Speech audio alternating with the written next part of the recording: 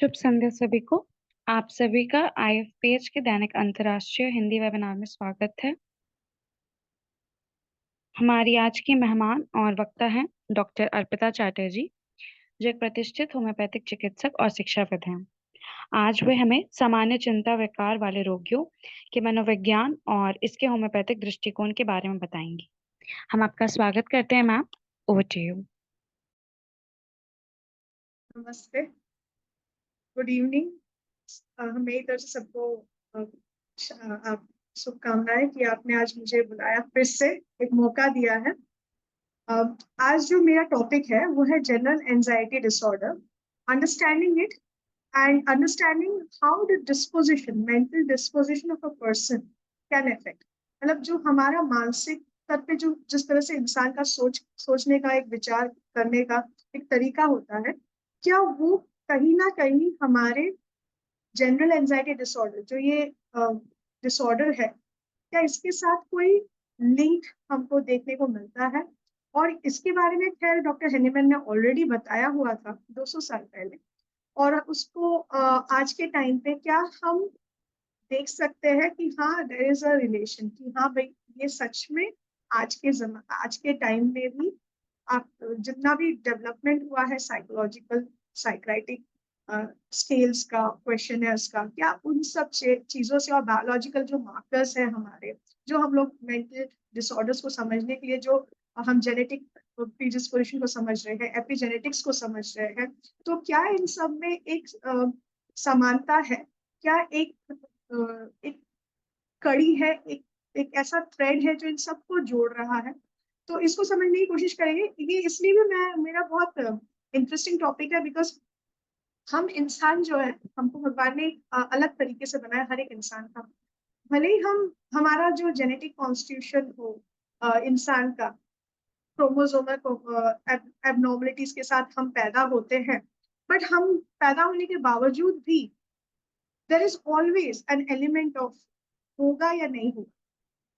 तो इस चीज को लेके आज के वैज्ञानिक बहुत ज्यादा उसके ऊपर रिसर्च कर रहे हैं, पता करने की कोशिश कर रहे हैं कि क्यों कोई अगर पैदा भी हो रहा है एक प्रॉब्लम के साथ, जेनेटिक डिस्पोजिशन के साथ, सपोज डायबिटीज टाइप 2 के साथ, फिर भी उसे डायबिटीज टाइप 2 होगा या नहीं होगा। इस चीज का जो निर्णय है सिर्फ जीन नहीं करता है, ना उसकी फैमिली हिस्ट्री करती है, बल्कि मल्टी फैक्टोरियल है, बहुत सारी चीजें साथ में इफेक्ट करती है।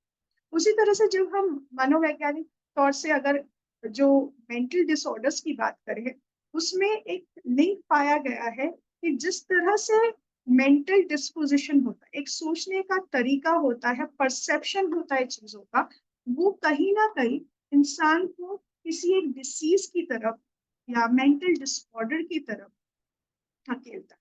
तो इस चीज को समझना हमारे लिए भी जरूरी है, क्योंकि अगर आप होम्योपैथ हो और आप मेंटल डिस्पोजिशन को समझते हो, तो आप जो प्रिस्क्रिप्शन करते हो दवाइयों की, आप देखोगे वो आसान हो जाता है। If you understand the mental predisposition, अगर आपको किसी का मेंटल डिसऑर्डर समझना है, तो सबसे पहले आपको इस इंसान को, हमें, क्योंकि हम होलिस्टिक हीलर है, हमें ऊपर से नीचे तक पूरा समझना होता है। और जब हम एक इंसान को ऊपर से नीचे तक मेंटल डिस्पोजिशन, टेम्परामेंटल डिस्पोजिशन जिसको हम बोलते हैं, उसको जब हम समझ जाते हैं, और पूरे शरीर को जब हम उसके कारण किस तरह से उसके शरीर में प्रभाव पड़ रहा है, उस चीज को अगर हम जब समझ जाते हैं, तो हम टेम्परामेंटल डिस्पोजिशन, टेम्परामेंट्स के ऊपर से भी आप प्रिस्क्रिप्शन कर सकते हैं। खैर ये तो सभी को पता होगा, आज जो भी हमारे साथ बैठे हैं यहाँ पे, हम सबको पता है कि ये पॉसिबल है, क्योंकि होम्योपैथी में हम ऐसा कर भी सकते हैं और करते भी है, क्योंकि mind and body are not taken separate, हम उसको अलग अलग नहीं समझते, it is one person with whole. लेकिन साइंटिफिकली क्या ये सही साबित हो रहा है? क्या यही चीज वो लोग भी फॉलो कर रहे हैं कहीं ना कहीं? तो इस चीज को समझने के लिए मैंने एक छोटा सा प्रेजेंटेशन बनाया है। अगर आप सबका आग्रह हो तो मैं अपना पीपीटी प्रेजेंटेशन दिखाने के लिए आपसे सहमति लेना चाहूँ। आपको मैं पीपीटी दिखाऊं अपना? शेयर कर लीजिए। जी जी, आप लोग क्या ये देख सकते हैं? मेरा पीपीटी दिख रहा है आप लोग? विजिबल है। विजिबल है? हाँ जी।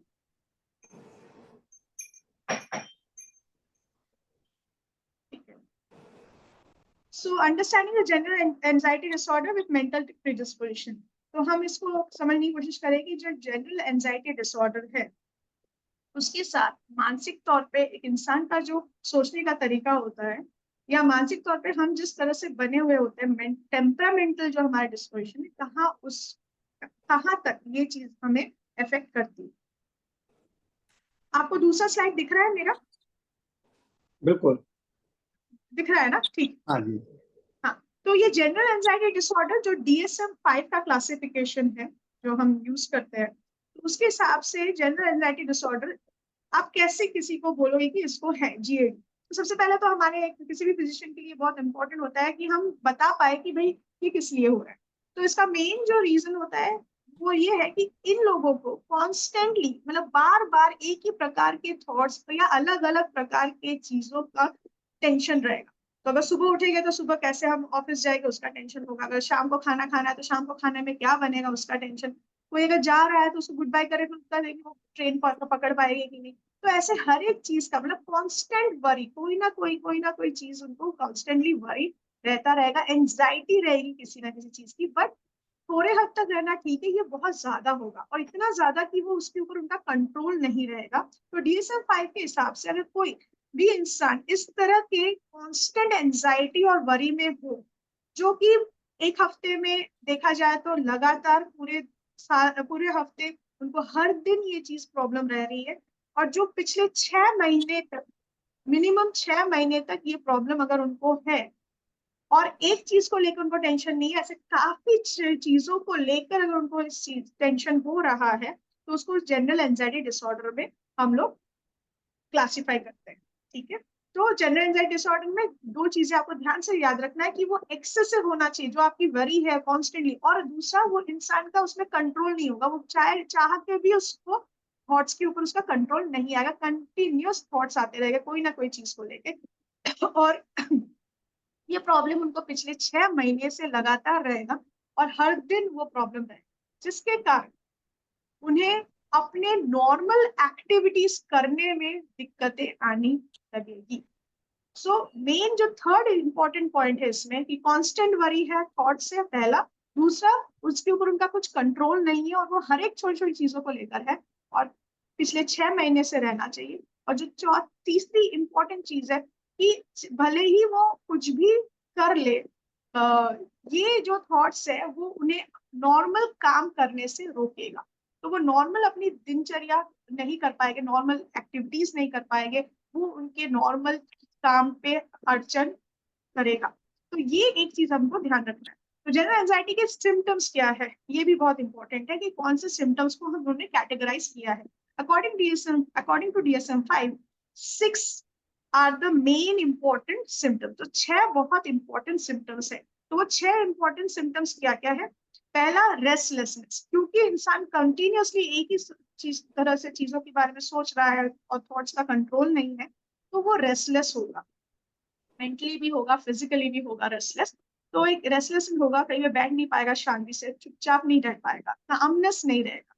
सो there will be restlessness. Second जो बहुत इंपॉर्टेंट चीज हमें ध्यान रखना है कि बिकॉज कंटिन्यूअस वो थॉट्स है, तो कहीं ना कहीं जो इस पर्सन को फटीग, मतलब एक तरह का एग्जॉशन, जैसे वीकनेस, शरीर में ताकत ही नहीं है, ऐसा वाला एक फीलिंग रहेगा इन लोगों के अंदर, और जल्दी ही थक जाएंगे। ये लोग बहुत जल्द थक जाते हैं बिकॉज कॉन्स्टेंटली इनका दिमाग जो है इन्हीं सब थॉट्स में रहता है, तो इसलिए थकावट इन्हें बहुत ज्यादा फील महसूस हो।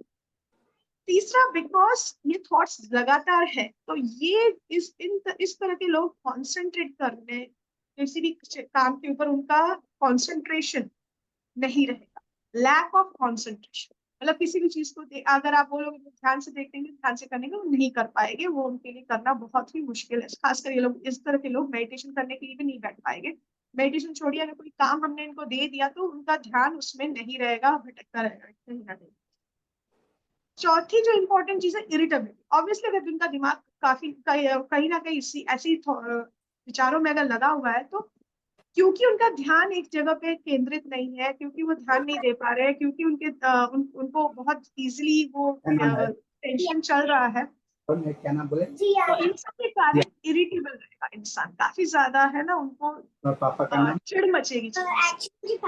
फिर एक पांचवा जो इम्पोर्टेंट पॉइंट है वो है मसल टेंशन। नाउ इस लेवल, क्योंकि ये टेंशन उनको इतना ज्यादा होता है, इरिटेबिलिटी रहती है, इजीली कंसंट्रेट नहीं कर पाते हैं, तो इन चीजों के कारण मसल टेंशन मतलब एक है ना, उनको दुखाव का एहसास होगा, जैसे शरीर में दुखेगा, हाथ पैरों में दुखाव रहेगा। तो ये पेशेंट कई बार हमारे पास सिर्फ और सिर्फ इस चीजों के लिए भी आ सकते हैं। एंड दीज विल बी वेग सिम्टम्स। वेग मतलब आप समझ लीजिए कि उनको वो सिम्टम्स का कोई ओरिजिन नहीं होगा। तो अगर आपको वो बोले कि मेरे को हाथ में काफी दिनों से दुख रहा है, तो कहाँ दुख रहा है, एग्जैक्टली कौन से पोजीशन में है, कब दुख रहा है, किस तरह से हो रहा है, ये वो बहुत क्लियरली बता नहीं पाएंगे। उनको ना तो चोट लगी होगी, ना ऐसा कोई भी पास्ट का कुछ ट्रॉमा रहेगा, बट स्टिल मसल सोरनेस का एक सेंसेशन उन्हें रहेगा। इट इज ऑल बिकॉज क्योंकि वो बार बार तनाव में रह रहे हैं और दिमाग में बहुत ज्यादा सोच चल रही है। एंड जो आखिरी चीज है वो है स्लीप डिस्टर्बेंस। मतलब वो ठीक से सो नहीं पाए। स्लीप डिस्टर्बेंस के साथ मैं एक और चीज बता रही हूँ, फिजिकली एक और चीज जो होती है, तीन चीजें फिजिकली इन आदमियों में देखा जाता है, इन लोगों में। एक तो स्लीप डिस्टर्बेंस होती है, मतलब स्लीप के पैटर्न में या फिर वो बहुत ज्यादा सोएंगे या फिर वो बिल्कुल नहीं सोएंगे, मतलब इंसोम्निया रहेगा या उनको बहुत ज्यादा नींद आएगी। दूसरी एक चीज होती है मसल सॉरनेस, मतलब एक तनाव और खिंचाव मसल्स में या दुखाव रहेगा उनको अपने हाथ पैर नेक में, खासकर नेक वाले रीजन में, हाथ में, पैर में, ये सारी जगहों पे, कमर में एक खिंचाव और तनाव का एहसास रहेगा और दुखाव का एहसास रहेगा। और तीसरी जो इम्पोर्टेंट चीज है जो फिजिकली देखा जाता है इन लोगों में, वो है कि उनको भूख या फिर बहुत ज्यादा लगेगी या बहुत कम लगेगी। तो ये तीन चीज फिजिकली देखने को मिलता है। और जो मेंटली अगर हम देखा जाए तो वो लोग इरिटेबल होते हैं, काफी ज्यादा चिड़चिड़े होते हैं, काफी रेस्टलेस होते हैं, एक जगह पे बैठ नहीं पाते और काफी जल्दी थक जाते हैं किसी भी काम से। तो ये चीजें, और ऑफ कोर्स कंसंट्रेशन नहीं लगेगा क्योंकि रेस्टलेस है।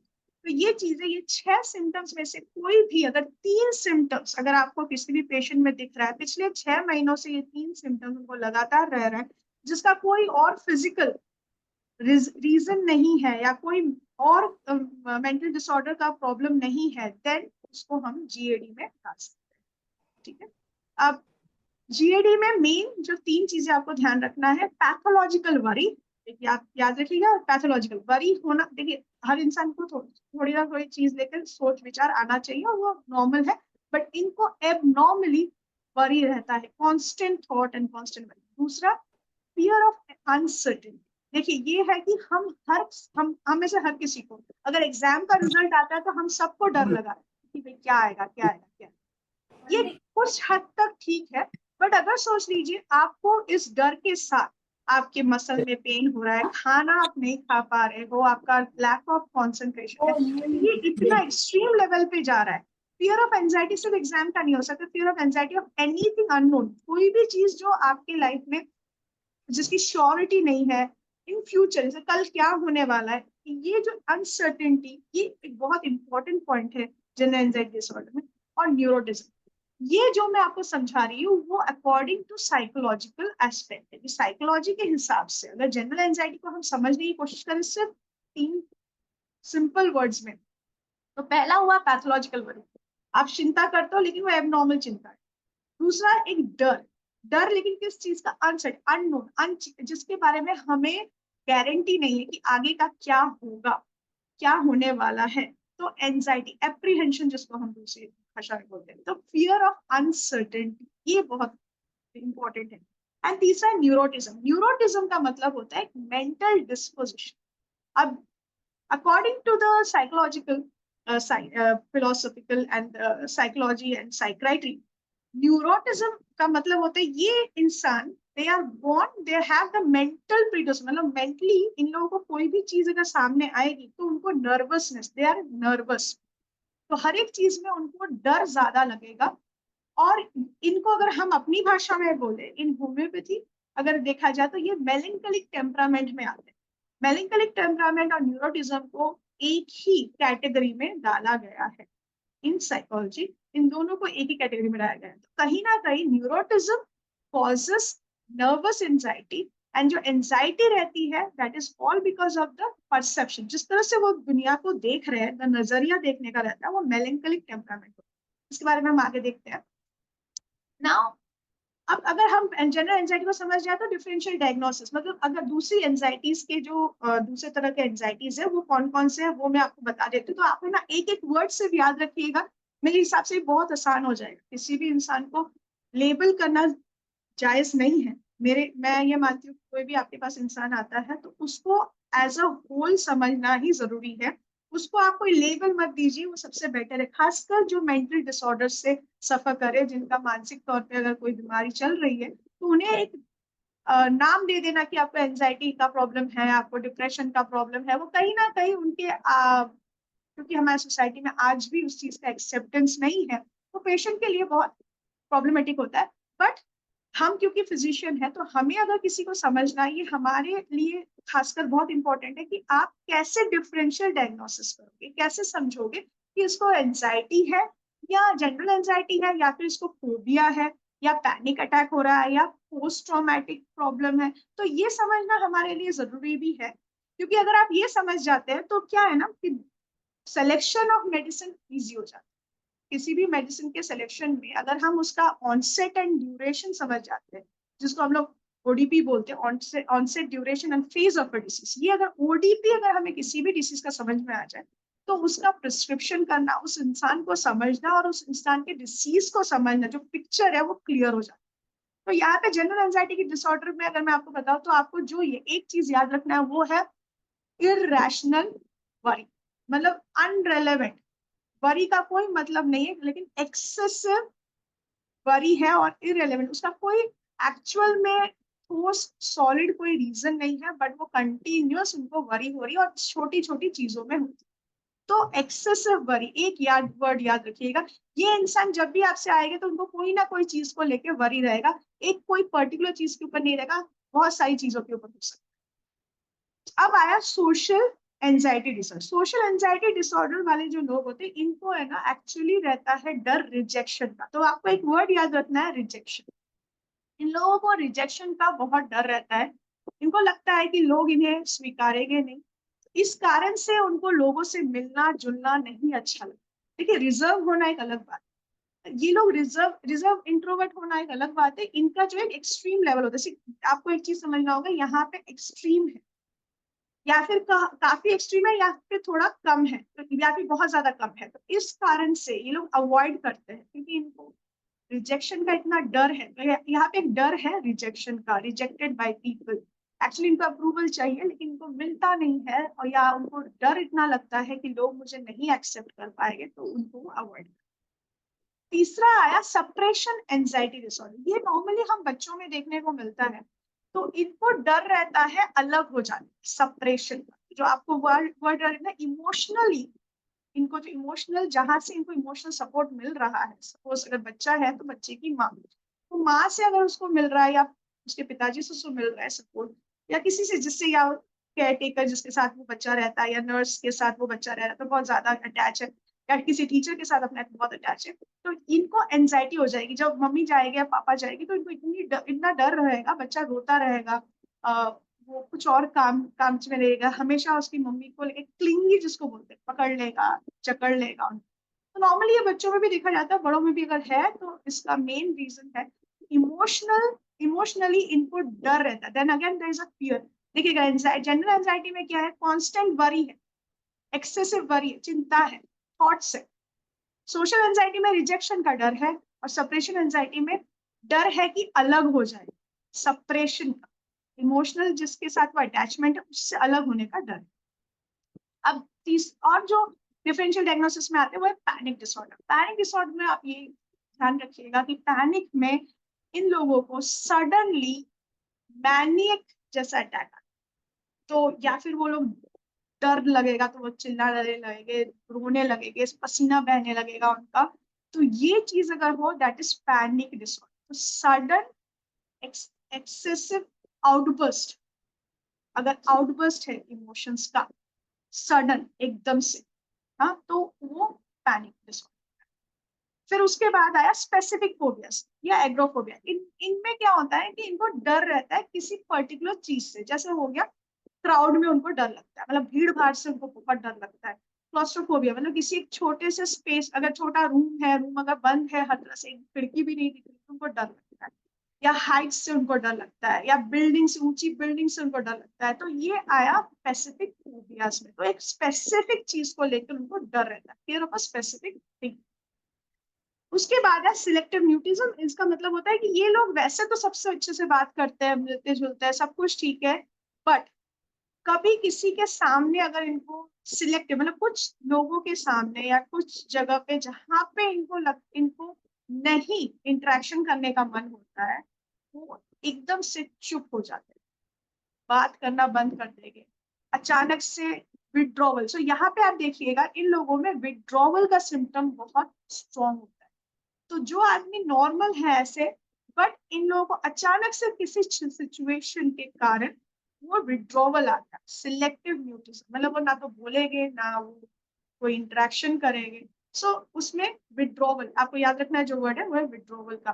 तो पैनिक अटैक में आपको याद रखना है, it is sudden outburst of emotion. Suddenly वो चिल्लाने लगे, डरने लगेंगे, डर जाएंगे, तो ये पैनिक डिसऑर्डर में पसीना बहने लगेगा, उनके बॉडी में फिजियोलॉजिकल चेंजेस होने, हार्ट बीट फास्ट हो जाएगा, तो सडन आउटबर्स्ट आपको दिखेगा। वो स्पेसिफिक फोबियाज में कोई स्पेसिफिक चीज को लेकर उनको डर रहेगा, किसी पर्टिकुलर जगह को लेकर, लोगों को लेकर, भीड़ भाड़ को लेकर, तो कोई एक स्पेसिफिक डर। तो fear, very fear of a specific thing. And selective mutism में, म्यूटिज्म मतलब बात करना बंद कर देंगे, एकदम से मम हो जाएंगे, चुप हो जाएंगे, एक सिलेक्टिव रीजन से होगा, एक सिलेक्टिव कारण से होगा, अचानक से इंसान विड्रॉ कर लेगा, सोशल विड्रॉवल उनमें बड़ा स्ट्रॉन्ग होगा, जिसके कारण वो बात नहीं करेंगे, ना इंटरेक्शन करेंगे, ना किसी तरह से वो, बट दूसरे से हो सकता है वो बात कर रहे हैं, बट उस पर्टिकुलर सिचुएशन में वो बात करना, उनसे शब्द मुंह से नहीं। तो ये है सिलेक्टिव म्यूटिज्म।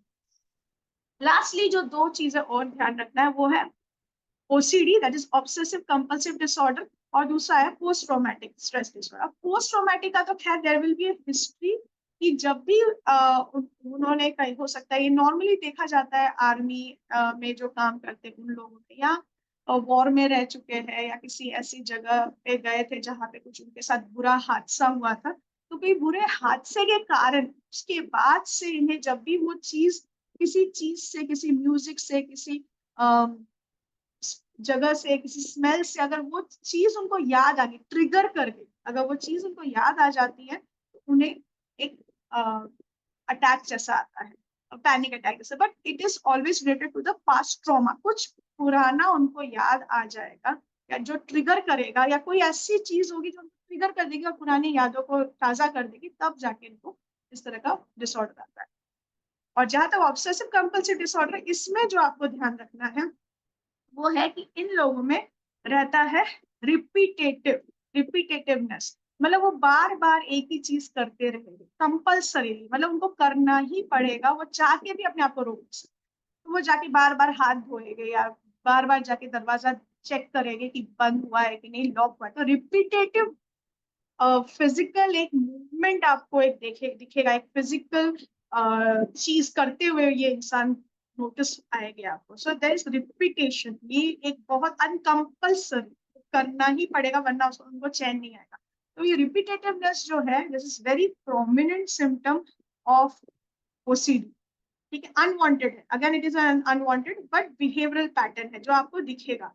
बार बार अनवांटेड थॉट्स के कारण, एक जैसे मेरे घर पे जैसे चोरी हो रही है, इनको बार बार ऐसा लगा चोरी होने वाली, मेरे घर पे चोरी होने वाली, वो बार बार जाके चेक करेगी दरवाजा बंद है, दरवाजा बंद है, बार बार जाके वो चेक करते रहे।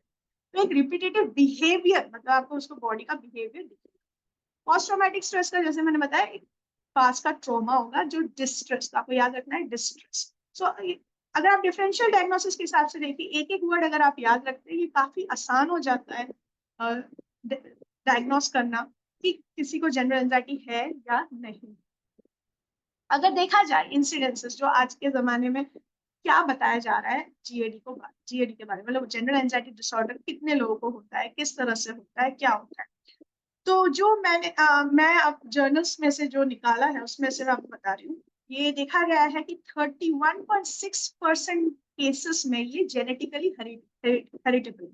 मैं आपको चाहती हूँ कि आप ये चीजें सुनिए, ताकि जब हम होम्योपैथिकली ऑर्गेनॉन ऑफ मेडिसिन को समझने की कोशिश करेंगे, इनके साथ जब रिलेट करेंगे, तो आपको समझ आएगा कि क्यों मैंने ये आपको डेटा दिखाया है। तो जेनेटिकल हेरिडिबिलिटी मतलब जेनेटिकली हम इस चीज को हेरिटेट हम लोग हमारे अंदर आता है। तो ये देखा गया कि 31.6% केसेस में, अगर 100 केसेस है उसमें 31 केसेस में जेनेटिक रीजन रहेगा। सेकेंडली, जितना भी आप ट्रीटमेंट दे दो, ये ट्रीटमेंट देने के बावजूद भी, एलोपैथिक ट्रीटमेंट की हम बात कर रहे हैं, रेजिस्टेंस देखा गया है। Thirdly, comorbidity with other disease, मतलब देखा गया है कि दूसरे डिसीजेस के साथ एंजाइटी रहती है। तो हो सकता है कि किसी को अगर एंजाइटी है तो उसके साथ डिप्रेशन का प्रॉब्लम हो, या एंजाइटी है तो पोस्ट ट्रॉमेटिक इश्यूज का प्रॉब्लम हो। तो किसी ना किसी डिसीज के साथ कभी कभी anxiety could be also related to some disease condition. तो ये एक कोमॉर्बिडिटी भी देखा गया है।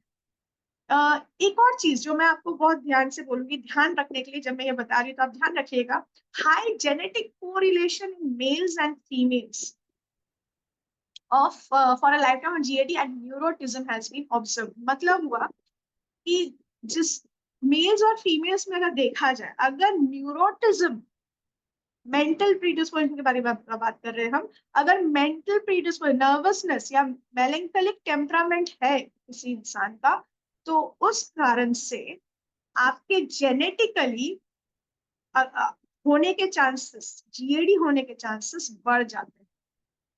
ठीक है, और मेल्स में थोड़ा ज्यादा देखा गया एंजाइटी, और फीमेल्स में उस कंपैरेटिवली अगर हम देखा जाए तो थोड़ा कम, 0.58 और इसमें 1।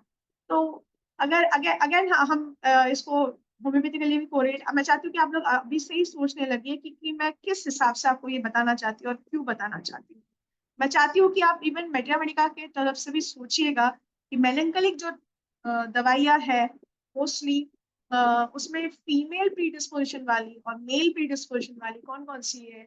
मेल में जो दवाइयाँ आती है इसमें एंजाइटी बहुत प्रोमिनेंट है, कौन कौन सी दवाइयाँ है और उनका टेम्परामेंटल डिस्पोजिशन क्या है, जरा आप सोचिएगा, क्योंकि यहाँ पे तो कोरिलेशन दिख रहा है और हमने वो 200 साल पहले बात की। आप थोड़ा सा ध्यान दीजिएगा।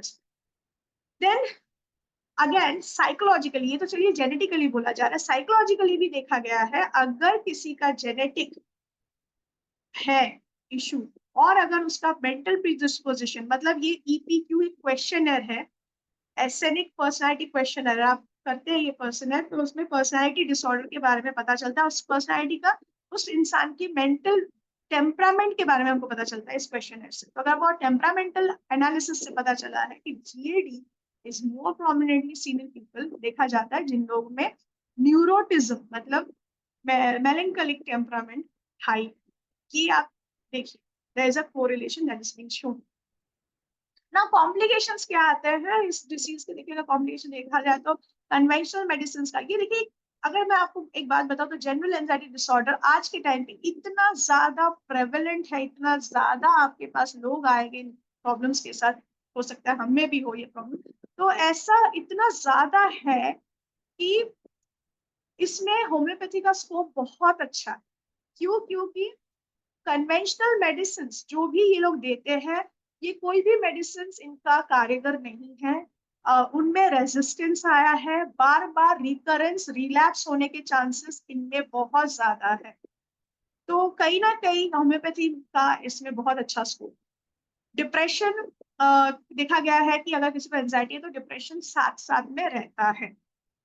इंसोम्निया ना, एक चीज और है कि अगर हम टेम्परामेंट की बात करते हैं, अगर मैं होम्योपैथी के हिसाब से आपको बताऊं या समझाऊं, तो टेम्परामेंट हमने 4 तरह के टेम्परामेंट्स को समझा। तो अगर 4 तरह के टेम्परामेंट को हम अच्छे से समझे, क्लोरिक, मेलेंकलिक, सैंग्विनस एंड फ्लेगमेटिक, तो ये 4 टेम्परामेंट ओवरलैप रहते हैं। हर एक इंसान में ये 4 रहता है, कोई एक डोमिनेंट होता है, कोई एक कम होता है, लेकिन रहते ये सारों में है। तो देखिए इसमें इन्होंने क्या दिखाया है कि अगर किसी को एंजाइटी है तो उसमें डिप्रेशन होने के चांसेस रहते हैं, ये स्टडी बता रहा है। बट हम बिफोर दैट ऑब्जर्वेशनल स्टडी जो डॉक्टर हेनीमैन ने किया था, रिफ्लेक्टिव स्टडी जिसको बोल रहे थे, उस हिसाब से उन्होंने उस टाइम पे बोल दिया था, जो आज के टाइम में हम उसको रिफ्लेक्टिव स्टडी, एक्सपेरिमेंट, प्रैक्टिकल्स बोल रहे हैं। तो आप अगर इस तरह से सोचिएगा तो डॉक्टर हेनीमैन के जो जो सोचा था या जो बताया था एंजाइटी रिलेटेड इश्यूज के बारे में, वो आज के टाइम पे बहुत वैलिड है। ऑफ कोर्स अगर एंजाइटी रहता है मील्स में अगर ज्यादा है तो there has been correlation with alcohol and drugs. GIT issues इनमें रहते हैं। तो मैं अगर आपको एक बताऊं, आप अगर एंजाइटी रिलेटेड डिसीजेस के देखेंगे हमारे मेट्रिया मेडिका में, तो ऐसे बहुत सारे डिसऑर्डर्स हैं जिसमें एंजाइटी और GIT इशू काफी रिलेटेड दिखाया गया है। अगर आपको मैं आपसे चाहूंगी कि आप लोग थोड़ा सा चैट बॉक्स में लिख दीजिए कौन सी दवाइयां ऐसी है जिसमें एंजाइटी और GIT का कनेक्शन आपको याद आ रहा है और हम लोग देते हैं उस हिसाब से।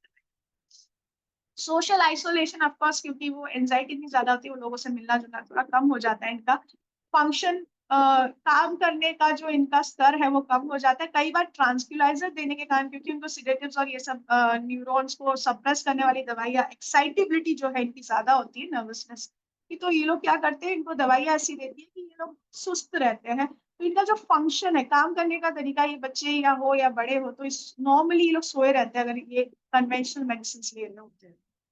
क्वालिटी ऑफ लाइफ थोड़ी बिगड़ जाती है, एंड बिकॉज डिप्रेशन के साथ उनका कोरिलेशन है, तो कहीं ना कहीं सुसाइडल टेंडेंसी भी इनमें हाई हो जाती है। ठीक है, पैथोफिजियोलॉजी के हिसाब से अगर हम समझे तो मैंने जैसे बताया जेनेटिक कोरिलेशन है, environmental factors are also related. तो ये दो चीज बहुत इंपॉर्टेंट है, इसके अलावा तो काफी सारे हैं। Stress is main one of the reason, ये आपको ध्यान रखना है, और मैं इसके बारे में बताऊंगी क्यों stress is one of the important factor.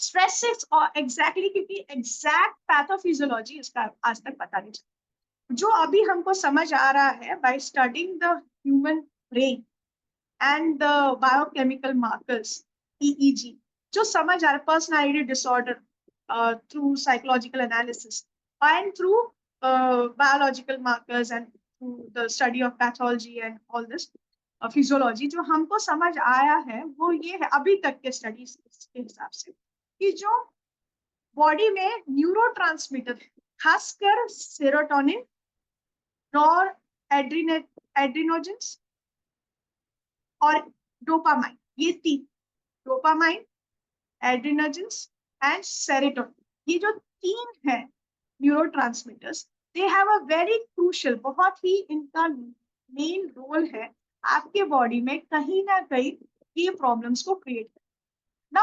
यहाँ पे एक क्वेश्चन ये आता है कि क्या इन लोगों में सेरोटोनिन, क्योंकि सेरोटोनिन क्या है, it is a good hormone, तो अगर आपकी बॉडी में सेरोटोनिन रिलीज हो रहा है तो ये आपको अच्छा फील करता है। बट ऐसा देखा गया है कि जिनको न्यूरोटिज्म है या जिनको मेलेंकोलिक डिस्पोजिशन रहता है, इनके बॉडी में सेरोटोनिन का जो रिलीज है या जो निकलना है वो कम आता है। वैसे ही अगर आप देखा जाए तो जो अगर आपकी बॉडी में एड्रिनल ज्यादा बन रहा है, आपकी बॉडी में स्ट्रेस एरोजल अवेक, मतलब आप ज्यादा स्ट्रेसफुल रहोगे, आप ज्यादा आपका एंजाइटी रहेगा चीजों को लेकर। इन इन इन इन लोगों में देखा गया है कि इनका जो level of adrenal, noradrenergic neurotransmitters ज्यादा रिलीज होते हैं। So there is a correlation which has been seen and has been observed. Exact pathophysiology तो किसी को नहीं पता, बट जो देखा गया है वो देखा ये गया है कि अगर आपका मेंटल प्रीडिस्पोजिशन, सोचने का तरीका या परसेप्शन थोड़ा सा नेगेटिव है, तो उस कारण से आपके बॉडी में सेरोटोनिन लेवल्स कम निकलते हैं। बट अगेन ये क्वेश्चन, ये बहुत इंटरेस्टिंग है, जब मैं पढ़ रही थी जर्नल से मुझे बड़ा इंटरेस्टिंग ये लगा कि अभी तक हमें ये समझ नहीं आया है कि सेरोटोनिन कम निकलता है इसीलिए वो डिप्रेशन में रहते हैं, या क्योंकि वो सोच वैसे रहे हैं या सोचने का तरीका उनका वैसा है इसीलिए उनकी बॉडी में सेरोटोनिन कम रिलीज। अब इस क्वेश्चन का आंसर बहुत मुश्किल है, एंड फिर भी ट्राई किया जा रहा है, ट्राई करके हम लोग पता करने की कोशिश करें। इस क्वेश्चन के आंसर के लिए उन्होंने ट्राई किया समझना जेनेटिक्स की, जीन में जो मैंने आपको बताया कि जेनेटिकली 31% जो लोग है जनरल एंजाइटी से सफर कर रहे, देखिए ये जो भी मैं आपको समझा रही हूँ जनरल एंजाइटी से रिलेटेड ही समझा रही हूँ। तो जेनेटिक अगर क्या जेनेटिकली हम लोग इन चीजों के साथ बॉर्न होते हैं, तो देखा गया है कि 9, 11, 11, 12 एंड 14 क्रोमोसोम्स जो है उसमें ऐसे पॉइंट्स है जिसको हम बोलते हैं रिस्क लोकाई, ऐसे पॉइंट्स है, अगर वो एक्टिवेटेड है तो there is a high probability, देखिए again it is a high probability, होगा कंफर्म 100% नहीं है, लेकिन high probability of having general anxiety disorder. और पर्सनालिटी ट्रेड में देखा गया है न्यूरोटिज्म, जितना ज्यादा आपका मेंटल डिस्पोजिशन मेलंकलिक या एंजाइटी रिलेटेड है या क्लोरिक, तो there is a high tendency of less release of serotonin, good hormones, happy hormones का कम रिलीज होता है। एडवांस स्टडीज में क्या देखा गया है, अब ये भी बड़ा इंटरेस्टिंग है। देखिए कई बार ना मुझे ये क्वेश्चन मेरे स्टूडेंट्स पूछते हैं कि मैडम ये क्या मेल रेमेडी फीमेल रेमेडी हम मेडिया मेडिका में पढ़ते। देखिए मेल रेमेडी फीमेल रेमेडी इसलिए पढ़ते हैं क्योंकि एक फिनोटाइप और एक जीनोटाइप होता है, ये सिर्फ हमारे लिए नहीं है। ये आप देखिए कोई भी स्टडी जब किया जाता है, whether it is allopathic study, conventional medicine medical का स्टडी है, या हेल्थ प्रिवेंटिव स्टडी है, या साइकोलॉजिकल स्टडी है, तो उसमें फिनोटाइप मतलब बॉडी स्ट्रक्चर का एक स्टडी होता है, जेनेटिक स्ट्रक्चर का एक स्टडी। तो इस हिसाब से अगर देखा जाए तो मेल एंड फीमेल बॉडीज क्योंकि थोड़ा सा डिफरेंस है उनमें, because of the hormonal composition, because of the structural composition, तो इस कारण से कुछ डिसीजेस मेल्स में ज्यादा होती है, कुछ डिसीजेस फीमेल्स में ज्यादा। तो ये जब क्वेश्चन पूछा जाता है कि भाई मेल जैसे पल्सिटिला को फीमेल रेमेडी ज्यादा बोला जाता है, क्या वो मेल्स को नहीं दिया जाएगा? हम दे सकते हैं मेल्स को, लेकिन ज्यादातर फीमेल्स अगर pulsatilla would be more inclined, मतलब अगर दिया, अगर आप सिम्टम्स देखेंगे तो कोरिलेशन उसका ज्यादा से ज्यादा फीमेल्स के लिए जाए ऐसा। तो देखिए ये चीज तो हमारे स्टॉलवर्ड्स ने, हमारे पायोनियर्स ने 200 साल पहले बोला हुआ है। अगर आप मेडिया मेडिका पढ़ेंगे तो काफी जगह पे ये मेंशन हुआ है। तो कई बार लोग बोलते हैं ये बड़ा अनसाइंटिफिक है। नहीं भाई ये नहीं है, इट इज साइंटिफिक। अगर आज के जमाने के जो आप स्टडीज देखिएगा, मॉलिकुलर बायोलॉजिकल स्टडीज जिसमें जेनेटिकल स्टडीज आते हैं, स्ट्रक्चरल स्टडीज आते हैं, बायोकेमिकल मार्कर स्टडीज आते हैं, अगर आप उस स्टडीज को ध्यान से देखिएगा तो उसमें आपको दिखेगा कि जेंडर को भी उसमें देखा गया कि जेंडर भी डिटरमाइन करता है कौन सा डिसीज ज्यादा होगा या कौन से डिसीज की तरफ होने की संभावनाएं ज्यादा है। तो जनरल एंजाइटी डिसऑर्डर जो एक डिसऑर्डर है, देखा गया है जेनेटिकली, देखा गया 31% लोगों में ज्यादा, अगर 100 लोग हैं तो उसमें 31% में जेनेटिक डिसऑर्डर वो इनहेरिट करेंगे।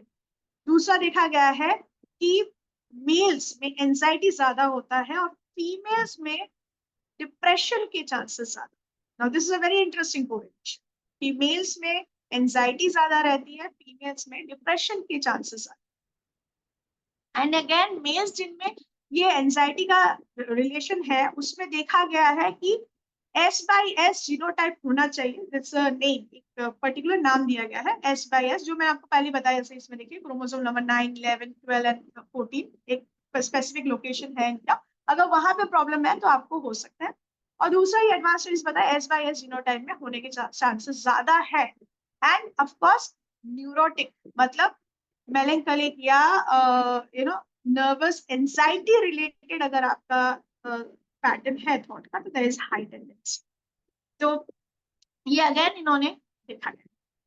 अच्छा ये एक और है कि जनरल एंजाइटी डिसऑर्डर का मैं आपको एक स्केल भी देकर रख रही हूँ, अगर ये आपके लिए काम आएगा। अगर आपको कभी भी ऐसा लगे कि यू आर नॉट श्योर, और आजकल क्या कोई भी आप स्टडी कीजिए, क्योंकि हमें आज के टाइम पे ध्यान रखना है कि हम कुछ भी कर रहे हैं तो हमारे पास ऑथेंटिफाइड सर्टिफिकेट रहे या हमारे पास एक प्रूफ रहे कि हाँ भाई हमने इस इंसान को इस चीज से ठीक किया हुआ है।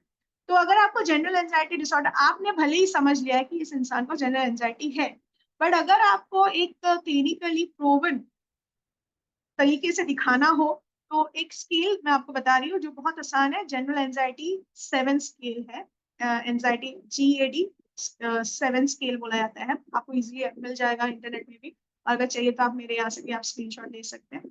तो ये जनरल एंजाइटी में 7 क्वेश्चन है, 7 क्वेश्चन पूछा जाता है। स्कोरिंग रहती है 0, 1, 2 एंड 3। मैक्सिमम स्कोर होता है 21 मार्क्स का एंड मिनिमम इज 0। अगर किसी का भी स्कोरिंग 10 से ऊपर हो तो उनको एंजाइटी है, मॉडरेट से severe. Severe anxiety is 15 to 21 mark. अगर एक इंसान का मार्क्स आता है 15 to 21, ये एक स्केल है। तो इसमें 7 क्वेश्चन है और ये आप पेशेंट को भी दे सकते हैं या आप उनसे पूछिए और आप खुद ही टिक कर दीजिए, ये भी कर सकते हैं। 7 क्वेश्चंस बड़े आसान है। ऐसा पूछना है कि आपको कैसा लगता है, फीलिंग ऑफ नर्व, आपको नर्वस फील होता है, एंजाइटी फील होती है, नॉट एट ऑल मतलब बिल्कुल नहीं होता है तो 0 मार्क्स देना है, मोस्ट ऑफ द डेज में होता है, सेवरल डेज तो 1 मार्क देना है, more than half the days, मतलब अगर 7 दिन का आप समझ लीजिए 7 दिन है तो उसमें से 3 या 4 दिन उनको रहता है ये चीज, तो 2 मार्क्स देना है। और पूरे ही हफ्ते रहता है या पूरे दिन भर, मतलब पूरे 15-20 दिन तक चल ही रहा है, तो उसको 3 मार्क्स देना है। ठीक है, तो इस तरह से आप मार्किंग देंगे। दूसरा क्वेश्चन होता है not being able to control नहीं है इन थॉट्स के ऊपर, वरी। थर्ड क्वेश्चन है कि बहुत अलग अलग चीजों के ऊपर आपको टेंशन हो रहा है। अगर फोर्थ है कि रिलैक्स नहीं कर पा रहे हैं आप इसके कारण। फिर फिफ्थ रेस्टलेसनेस है, कहीं बैठ नहीं पाते ठीक से। छठा क्वेश्चन ये है कि आप बहुत जल्दी गुस्से हो जाते हैं, या आपको बहुत बेचैनी होने लगती है और इरिटेटेड हो जाते हैं, गुस्सा आ जाता है आपको जल्दी।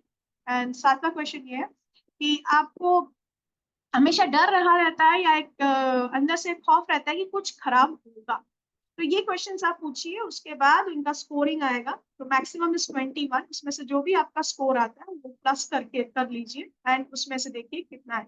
अगर 10 से ऊपर आ रहा है तो वो एंजाइटी में आ रहे हैं, moderate anxiety. 10 to 14 is moderate, above 14 is severe. Then now anxiety GAD as far as homeopathy is concerned, तो देखिए मैं अगर बताऊं तो जनरल एंजाइटी डिसऑर्डर आपको अगर देखना है, जिसके बारे में डॉक्टर हेनीमैन ने एफोरिज्म नंबर 2 to 5 में बताया, उन्होंने नाम नहीं लिखा है, लेकिन अगर आप इसको पढ़ोगे तो आपको ध्यान में आएगा कि ये कहीं ना कहीं हमारे जो डॉक्टर हेनीमैन थे, या फिर वो उनको फ्यूचर दिखता था, या फिर वो डिसीजेस को बहुत गहराई से समझते थे। उनका जो he was a you know of course he was, वो कुछ महात्मा ही थे कि वो इन चीजों को 200-250 साल पहले देख चुके, समझ चुके, और जो वो उस समय उन्होंने बोला आज भी वो कहीं ना कहीं सच है, सच्चाई है उनमें, वो दिखेगा। देखिए 225 एफोरिज्म में अगर आप देखिएगा, इसमें लिखा हुआ है कि कुछ जो इमोशनल डिसीजेस होता है वो they do not develop out of corporal disease, मतलब वो आपके शारीरिक किसी प्रॉब्लम से नहीं डेवलप होता, बट वो ओरिजिनल हो, वो उनका मेन ओरिजिन होता है इमोशनल कॉज, इमोशनल चीजों से। लाइक बार बार चिंता करना, एंजाइटी में रहना, कुछ गलत हो जाएगा ये सोचना, और इस डर से और इस खौफ से ये जो बार बार उनके दिमाग में थॉट्स आ रहे हैं, बाद इनके कारण इनके शरीर में बाद में प्रॉब्लम्स आ जाते हैं। तो ये देखा गया है, ये डॉक्टर हेनीमैन बोल रहे हैं कि ऐसा वो बार बार सोचते रहते हैं, जिसके कारण बाद में विद टाइम उनके बॉडी के ऊपर इफेक्ट होने लगता है। तो आप देखिए मैंने आपको बोला था 3 सिम्टम्स, अगर आपको याद होगा तो मैंने बिगिनिंग ऑफ द सेशन बोला था 3 आपको सिम्टम्स जो आपको देखने को मिलेगा इन जनरल एंजाइटी डिसऑर्डर में। जो 6 में से जो मेन 3 और है, एक है कि उनको खाना या फिर ज्यादा खाएगा या कम खाए, मसल सोरनेस या टेंशन, ठीक है, मसल में टेंशन होना, ठीक है, एंड जो तीसरी चीज थी कि स्लीपलेसनेस या ज्यादा नींद। तो देखिए शरीर के ऊपर भी उसका प्रभाव पड़ने लगता है। इसको अगर आप देखिएगा कहीं ना कहीं डॉक्टर हेनीमैन एंजाइटी के बारे में ऑलरेडी लिख चुके हैं, बता चुके हैं। वैसे मैं आपको बताऊं तो आपको कोई भी मेंटल डिसऑर्डर देखना हो तो आपको दिखेगा कि कहीं ना कहीं डॉक्टर हेनीमैन ने कहीं ना कहीं किसी ना किसी तरह से उसको मेंशन किया ही हुआ है। तो क्लासिफिकेशन ऑफ डिसीजेस में ये कौन से में आएगा, तो ये आएगा मेंटल डिसऑर्डर्स में एंड वन साइडेड डिसीजेस में, बिकॉज इसमें फिजिकल डिसऑर्डर कुछ नहीं है।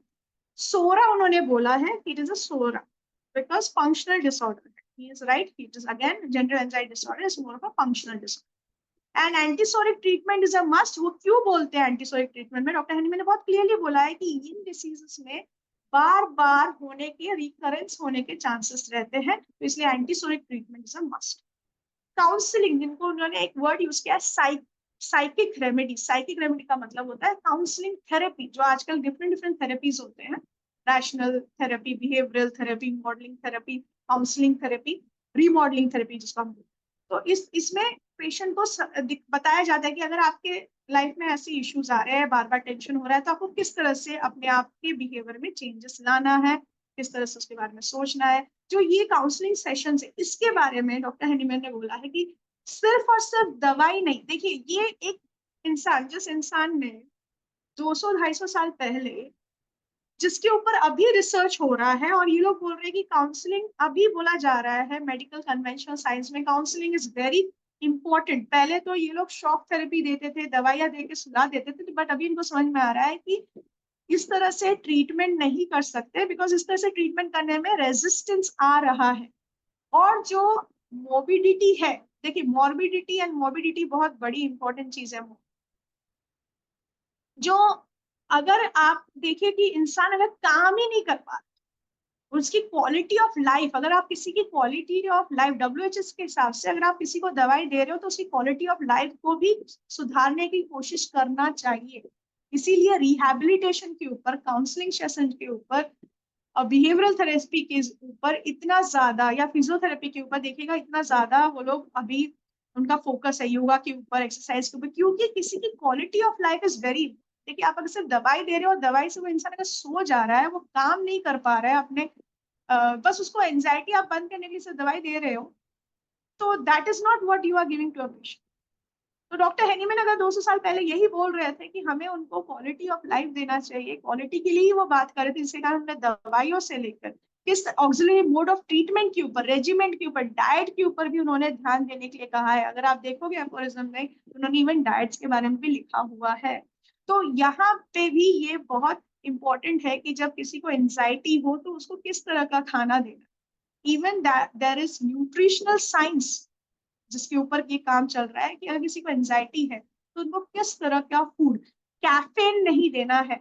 चाय या कॉफी से इन लोगों में एंजाइटी बढ़ जाती है। तो देखिए अगर आप किसी को होम्योपैथिक मेडिसिन दे रहे हैं तो आप उनको चाय और कॉफी पीने के लिए करने के साथ, हम तो बोलते हैं कि मना करना चाहिए, क्योंकि दवाई का एक्शन तो ठीक है, बट अगर आप देखिएगा तो इन इंसानों में कैफीन के कंजम्पशन के कारण एंजाइटी ज्यादा बढ़ जाती है।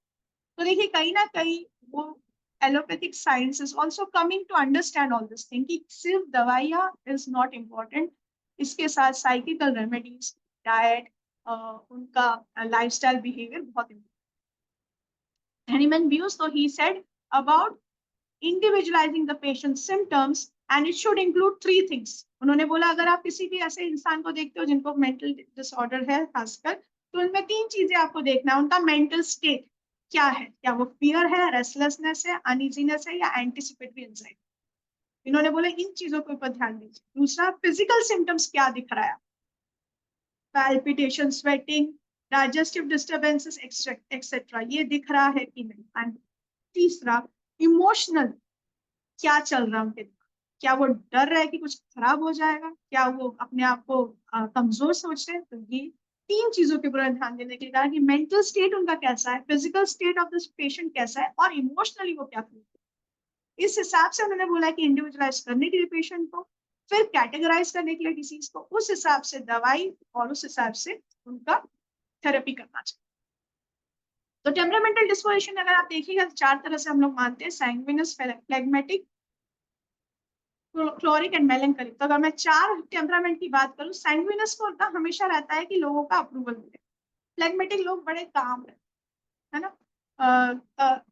हैप्पी गो लकी टाइप, और जो क्लोरिक होते हैं ये बहुत लीडर टाइप के होते हैं, इनको कमांड देना अच्छा लगता है, ये काम करने में अच्छे होते हैं।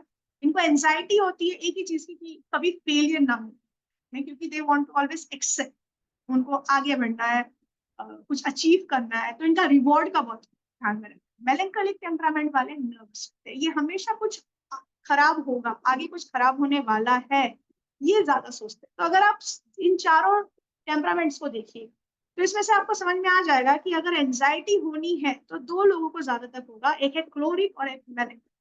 क्लोरिक टेम्परामेंट वाले लोग ऐसे होते हैं जिनको कुछ अचीव करना है, परफेक्शन पाना है, गोल को लेकर आना है, फेलियर नहीं चाहिए, तो इनको इनसिक्योरिटी थोड़ी रहती है अपने फ्यूचर को लेके, अपने आपके रोल को लेके। कॉन्फिडेंस बड़े रहते हैं, हो सकता है कई बार लैक ऑफ कॉन्फिडेंस भी रहे, बट नॉर्मली ये लोग जो होते हैं इनको कुछ अचीव करना चाहते हैं, क्योंकि उनको reward, they want some reward from some recognition चाहिए। And melancholy are those people, ये लोग थिंकर्स होते, सोचते बहुत है, ये लेखक अच्छे हो सकते हैं, फिलोसोफर्स अच्छे होते हैं, they are student also, but इनका एक प्रॉब्लम ये रहता है कि हमेशा पेसिमिस्टिक थॉट रहता है, एक थॉट रहता है, एक चीज देखने का जो नजरिया होता है वो थोड़ा सा उनका रहता है, नेगेटिव रहता है कि भाई कुछ खराब हो सकता है। तो ये एक्चुअली परफेक्शनिस्ट होते हैं, इनको चाहिए कि हर चीज एकदम इतनी परफेक्ट हो कि कोई गलती ना रहे। अब ये गलती ना रही तो कभी नहीं होने वाला, और चीजें हमेशा सही हो ऐसे जरूरी नहीं है, तो गलतियां भी होने वाली है और चीजें सही भी नहीं होगी, तो ये चीजों का एक्सेप्टेंस इन लोगों का कम रहता है। So melancholic temperament, choleric temperament are mostly prone to having temperamental disorder, especially GAD. And anxiety को अगर आप समझिएगा, और अगर क्लोरिक और मेलेंकोलिक टेम्परामेंट में एक, मैं चाहूंगी लास्ट में एक चीज आपको बताने के लिए कि आप याद रखिएगा, there is one particular system जो उन्होंने देखा है जिसको बोलते हैं ग्लूटामेट, दैट इज गाबा।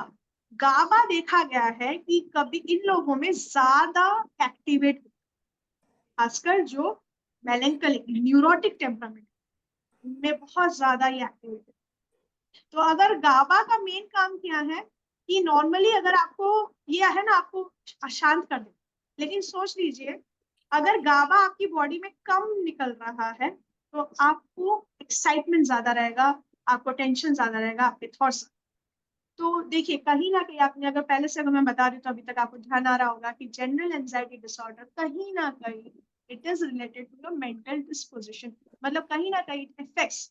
सो अगर आपको दवाई देना है, तो अगर आपको कॉन्स्टिट्यूशनल वाइज देना है तो it would be always the right medicine, क्योंकि कॉन्स्टिट्यूशन अगर आप समझने जाओगे तो माइंड एंड बॉडी को समझे बिना इट इज नॉट पॉसिबल। और अगर आपको थोड़ा शॉर्टकट लेना हो तो टेम्परामेंटल डिस्पोजिशन समझ लीजिए कि वो मेलेंकोलिक है या क्लोरिक है।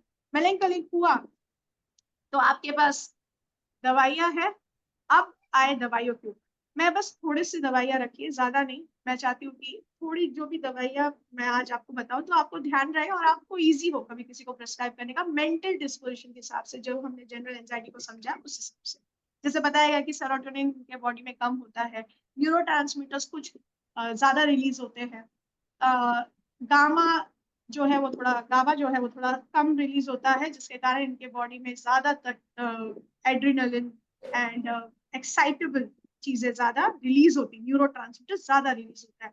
तो अगर इन सबको चीजों को ध्यान रख के अगर मैं देखूं तो कुछ मेडिसिन जो मैंने रखा है, देखिए एक जनरल एंजाइटी डिसऑर्डर में आता है रेस्टलेसनेस। तो रेस्टलेसनेस की अगर आप दवाई सोचे, एक है आरसाल, अगर आप आरसाल के बारे में सोचिएगा तो there is this melancholic temperament. Temperament कैसा है उनका? मेलेंकोलिक, नर्वस टेम्परामेंट है। तो कहीं ना कहीं रेस्टलेसनेस, एंटिसिपेटरी एंजाइटी, कुछ फ्यूचर में क्या होगा, थॉट्स कंट्रोल, तो आरसाल। दूसरा मैंने जो एक दवाई सोचा है जो मैं चाहूंगी आप ध्यान रखिएगा, वो है फॉस्फोरस। इन लोगों में सेंसिटिविटी टू एक्सटर्नल स्टिमुलाई, मतलब नर्वसनेस है लेकिन बाहर कुछ खराब हो जाएगा, कुछ गड़बड़ हो जाएगा, इस चीज के कारण उनका डर।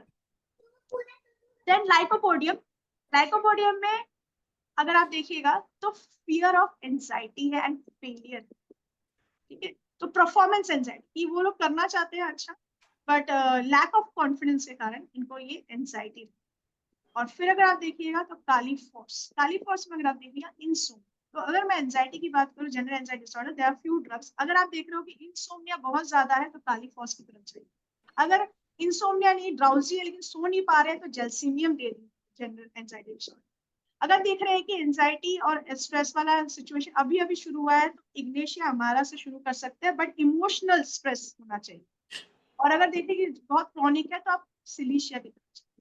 अगर देख रहे हैं कि रेस्टलेसनेस बहुत ज्यादा है और उसके कारण फिजिकल फटीगनेस है, रेस्टलेसनेस मेंटल एंजाइटी के कारण, तो आर्सेनिक आप प्रिस्क्राइब कर सकते हैं। और लाइकोपोडियम, अगर आप देख रहे हो लैक ऑफ कॉन्फिडेंस के कारण इस इंसान में एंजाइटी आ गई है, परफॉर्मेंस एंजाइटी है, तो आप लाइकोपोडियम देखिए। मैंने बहुत कम दवाइयां दी ताकि आपको ध्यान रखे और इजी रहे मेंटल डिस्पोजिशन के हिसाब से करने का। अब मैं आपसे बस एक ही क्वेश्चन पूछूंगी जब मैं एंड करने से पहले, कि इसमें से आप बताइएगा कि कौन सा मेल है, मेल प्रोमिनेंटली कौन सा है? लाइकोपोडियम है, आर्सेनिक है, फॉस्फोरस है, कालीफॉस है, इग्नेशिया अमारा है, जेल्सिनियम है। इनमें से फीमेल रेमेडीज कौन सी? आप जरा देखिएगा। तो इसमें से फीमेल्स अगर आप देखिएगा, कालीफॉस फीमेल्स को हम मोस्टली देते हैं, इग्नेशिया अमारा फीमेल्स को देते हैं। और इनका टेम्परामेंट क्या रहता है? मेलेंकोलिक, जो साइंस भी is saying that nervous temperament mostly female है, ठीक है। लाइकोपोडियम देखिएगा कैसा है? Failure, anxiety, choleric temperament, choleric temperament वालों को भी होता है, मेल्स वालों को रहता है। So you see there is a correlation. So anyways, with this I would like to end my session. Thank you so much for listening to me and giving me a chance कि मैं आपको अपने आप सबके साथ ये share कर पाई। Thank you. हाँ पिताजी, आपका क्लैरिटी ऑफ व्यू बहुत मुझे नजर में आ रहा है। आपके जो एक्सप्लेन करने के तरीके हैं उसमें काफी क्लैरिटी है। इसको आप पीपी अपना स्लाइड्स को हटा लीजिए, है ना। हाँ, स्लाइड को हटा लीजिए। कुछ लोग चाह रहे थे कि केसेस को डिस्कस करना, लेकिन चूंकि अब समय नहीं है तो किसी अगले सेशन में आप केसेस को भी ठीक है, अगर मैं बिल्कुल सर, नेक्स्ट टाइम मैं अपने केसेस जो 1-2 केसेस होगा, 2-3 क्योंकि केसेस केस टाइम पे, तो एक केस को डिस्कस करना ही और बहुत बड़ा हो जाता है। लेकिन सबसे डेफिनेटली बड़ी बात मैं जो देखा आज के आपके लेक्चर में, आपने जितना बढ़िया से मॉडर्निटी होम्योपैथी को थोड़ा सा आपकी अपने इसको स्लाइड शेयरिंग को बंद कर लीजिए। अच्छा, एक मिनट बंद कर देती हूँ हाँ स्लाइड शेयरिंग। हाँ जी, हाँ ठीक है। तो मैं ये देख रहा था कि आपका जो क्लैरिटी है, क्लैरिटी अंडरस्टैंडिंग, जो कि ऑर्गेनन के फेनोमेना को और ये आधुनिक समय में जो माइंड के क्लासिफिकेशंस है उसको लेकर के आपने काफी बढ़िया से इसमें एक्सप्लेन किया है मॉडर्निटी में। और एक चीज जो अभी हम लोग कहते हैं कि हर एक चीज का मेजरमेंट चाहिए, हर एक चीज को बिना ये कर, तो आपने गैड का भी जो प्रेजेंटेशन दिया है, गैड के विषय में जो आपने बताया है, कि निश्चित रूप से हम लोगों के लिए पेशेंट को आइडेंटिफाई करने में, केस टेकिंग में हम लोगों को इंक्लूड करना चाहिए। और खाली गैड ही नहीं है, इसके साथ में हर एक डिजीज के, जैसे हेडेक का है तो आप कहते हो कि बहुत ज्यादा है, कम है, ये है, कैसे इसको हम लोग जानेंगे?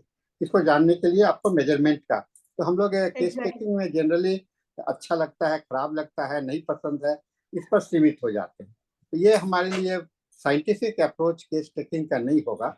साइंटिफिक अप्रोच लाने के लिए हम लोगों को मेजरमेंट स्केल में जाना पड़ेगा, जो कि हर एक डिजीज के लिए, हर एक सिम्टम्स के लिए क्लासिफिकेशंस बने हुए हैं, सॉरी स्केल बने हुए हैं, पेन के हैं, एंजाइटी के हैं, फियर के हैं, सारी चीज के स्केल है। और सभी का स्केल का यूज करके आप इसको कर सकते हैं। Severity of diarrhoea, severity of conditions, ये सारे चीज बहुत महत्वपूर्ण हम लोगों के साथ में है। और जो मेंटल हैनीमैन का जो चर्चा आपने किया, हैनीमैन का जो चर्चा आपने किया, ये हैनीमैन का चर्चा आपने करके बहुत अपने लेक्चर में बहुत अच्छा जान को डाला। और आपने हैनीमैन को, मैं कहता हूँ कि हैनीमैन वाज द पर्सन जो कि केवल फिजिकल सिम्टम्स और मेंटल की बात नहीं करी, उन्होंने एक होलिस्टिक अप्रोच की बात करी। आजकल पूरा विश्व होलिस्टिक अप्रोच की ओर में मूव कर रहा है, और होलिस्टिक अप्रोच में हैनीमैन को मैं कहूँगा कि अगर वह सबसे फाउंडर हैं या सबसे शुरुआत उन्होंने होलिस्टिक अप्रोच किया है तो वह डॉक्टर हैनीमैन का नाम आता है। और हैनीमैन को समझे बिना हम लोग होलिस्टिक थेरेपी को नहीं समझ सकते। और अपने जो ये रेजिम की बात करी कि medicine is not sufficient, yes, मैं भी इस बात से सहमत हूँ कि मेडिसिन कभी भी सफिशिएंट नहीं होता, अकेला काम नहीं करता है। साइकोसोमेटिक, है ना, सोमेटिक साइकोटिक साइकोटिक और दोनों चीज है, साइकोसोमेटिक भी है और सोमेटिक साइकिक भी है। यानी कि जो हमारा लाइफ जो है सो दो एक कैंडल के जैसा होता है, ऐसा कैंडल जिसका कि दोनों एंड से बर्न कर सकता है ना। कहते हैं कि आपका both and, burning from the both and, life जो है तो फिजिकल एंड से भी बर्न कर सकता है और मेंटल एंड से भी बर्न कर सकता है। तो इस दोनों को कॉन्जुगेट करने के लिए हमें हॉर्मेनियन फिलोसफी, होलिस्टिक फिलोसफी सबसे सटीक है। और मॉडर्निटी में अगर जितना हम होम्योपैथी को इंक्लूड करें, होम्योपैथी के फिलोसफी को, और इस चीज को एक्सप्लेन कर पाए, तो हम लोगों का ये जो अप्रोच है वो आज के समय में मैं कहूँगा कि होम्योपैथिक अप्रोच है more better than any other system of the medicine होगा। तो अर्पिता जी, आपने जो हम लोगों को अच्छा आज गाइडलाइंस दिया, हम लोगों को जो आपने बताया, ये सबसे अच्छा है। और मैं चाहूँगा कि इस पर जनरल एंजाइटी डिजॉर्डर पर एक और सेशन आप टेकअप कीजिए, हिंदी में भी और अंग्रेजी में भी। आप तो अंग्रेजी में अभी आती ही हैं, तो दोनों सेशन में आप एक इसको टेकअप कीजिए इसका। लेकिन अभी कुछ लोगों को और अंडरस्टैंडिंग डेवलप करेगा, क्योंकि हम लोगों को इसको प्रमोट करने की जरूरत है कि मेंटल को, बहुत लोग कहते हैं कि हम लोग खाली मेंटल सिम्टम्स का इलाज करते हैं, कुछ लोग कहते हैं नहीं हम फिजिकल सिम्टम्स, ये बात नहीं है, दोनों का कॉम्बिनेशन है। हनीमैन ने कभी नहीं कहा कि खाली मेंटल का करो, खाली फिजिकल का करो, उन्होंने कहा कि नो, इट इज बोथ है ना। तो इसके साथ में हम लोगों का समय अब पूरा हो जाता है। हम लोग आपको बहुत बहुत बधाई, बहुत बहुत धन्यवाद, और फिर से मैं आमंत्रित करता हूं अगले सेशंस के लिए। और इसके साथ में हम लोग आज का हिंदी सेशन को समाप्त करते हैं यहीं पर, और इसके साथ में हम लोग सेशन को हैंड ऑफ इंग्लिश सेशन में स्विच ओवर करते हैं, and session is handed over to doctor Dhanesh. You are the host for the next session, so you can take over the Thank you, sir. Thank you, Dr. Arpita and Sahani, sir. Good evening.